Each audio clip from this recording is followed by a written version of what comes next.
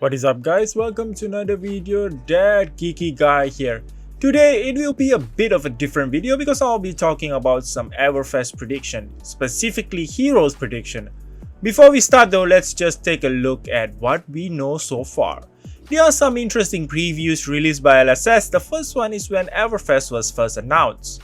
And we get the first look at Everfest Carnival taking place in area. There are a bunch of interesting things going on in the artwork which we will touch upon later. Next is the Everfest Preview Armory Kit, where we got a first look at a new young guardian called Valda Brideaxe.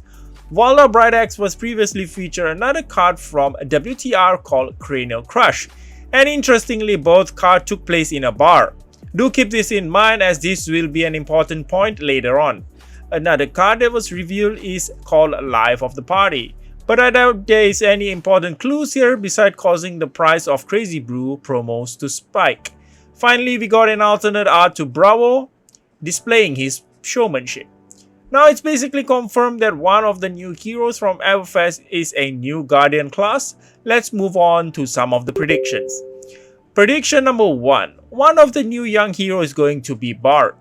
On the day of Christmas, LSS released a cool looking card called This Rounds on Me to wish a Merry Christmas to the Flesh and Blood community, signed by none other than James White himself.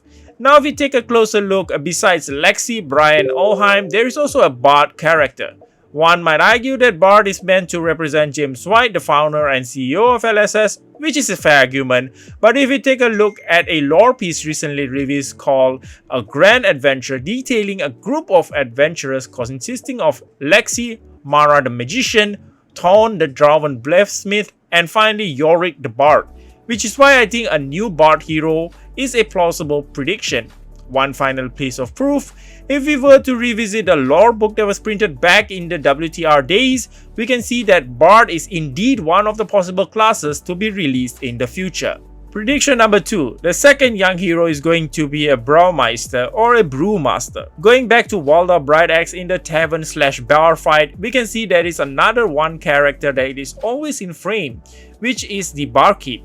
Featured in the card called Stonewall Confidence, the Barkeep seems to be an important figure in the Flesh and Blood lore, as the tavern or the bar he runs seems to be a common place to be visited by heroes, as the mess caused by Valda Brideaxe doesn't really faze him.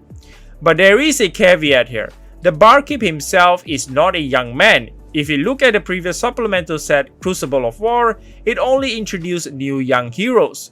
If this prediction is right, it can only mean two things. An adult hero will be introduced in this set, or there will be a young Brewmaster. Prediction number 3. The third young hero is going to be Envisaged. Within the Everfest Carnival, there is a bunch of fun stuff going on. Interestingly, there is even a roller coaster, I believe powered by the Flow.